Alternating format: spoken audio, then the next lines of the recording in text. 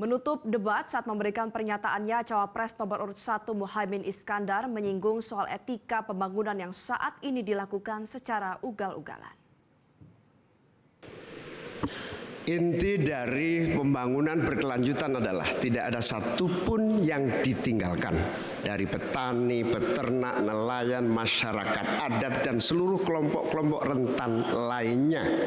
Pembangunan berkelanjutan jangan diabaikan, malah ngurusi kekuasaan yang berkelanjutan.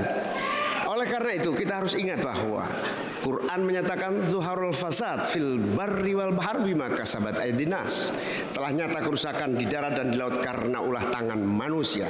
Bahkan Paus Fransiskus juga mengingatkan kepada kita semua, posisi yang agak rawan masa depan kita harus melakukan taubat ekologis. Taubat itu dimulai dari etika. Sekali lagi, etika lingkungan dan etika pembangunan. Jangan ugal-ugalan, jangan ngangkangi aturan, jangan sembrono, ojo sakarepe dhewe. Saudara-saudara sekalian, insya Allah kalau Amin mendapatkan mandat, kita akan sungguh-sungguh. Yang pertama, kita akan anggaran untuk mengatasi krisis iklim kita tingkatkan secara signifikan, termasuk riset sekaligus implementasi energi baru dan terbarukan. Kita sahkan RUU masyarakat adat secepat-cepatnya. Dana subsidi atau dana untuk masyarakat desa kita tingkatkan 5 miliar per tahun agar warga desa dapat menikmati pembangunan. Yang selanjutnya kita juga akan teruskan subsidi BBM untuk masyarakat miskin, petani, nelayan miskin, dan kelompok rentan lainnya. Transportasi publik menggunakan energi listrik juga menjadi salah satu solusi untuk mengurangi polusi dengan cara pembangunan kota. Reforma agraria harus dieksekusi untuk memangkas ketimpangan. Saatnya kita berubah, saatnya kita pilih perubahan. Baik, terima kasih. Saya tidak akan pernah bosan-bosan membahas hilirisasi. Dengan hilirisasi, kita akan keluar dari middle income trap. Dengan hilirisasi, kita akan meningkatkan nilai tambah di dalam negeri. Dengan hilirisasi, kita akan membuka lapangan pekerjaan seluas-luasnya. Tentunya dalam pelaksanaannya, dipikirkan aspek lingkungan, keberlanjutan, dan sosialnya. Dampak perubahan iklim ini semakin nyata. Banjir, kekeringan, kenaikan air laut, ini adalah ancaman nyata dan sudah di depan mata.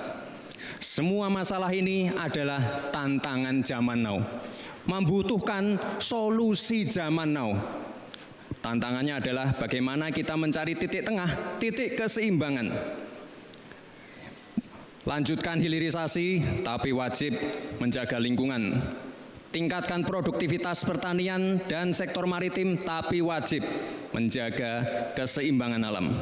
Terima kasih Prof. Mahfud, Gus Muhaimin. Semoga debat malam ini memberikan gambaran tentang kemana arah bangsa ini akan melangkah.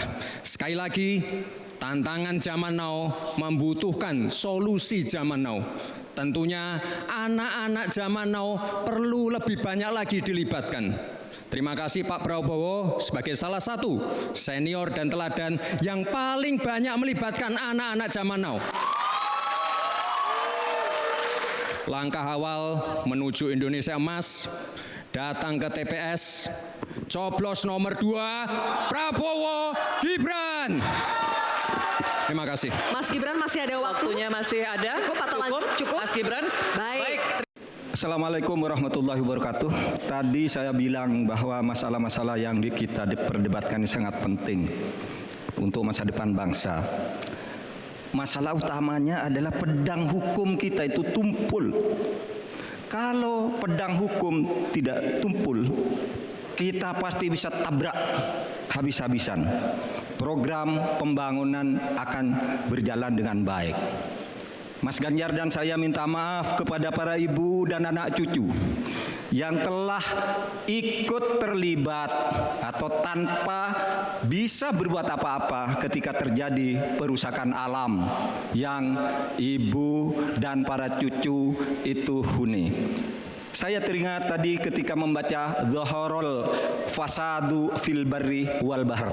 Telah terjadi kerusakan di daratan dan di lautan.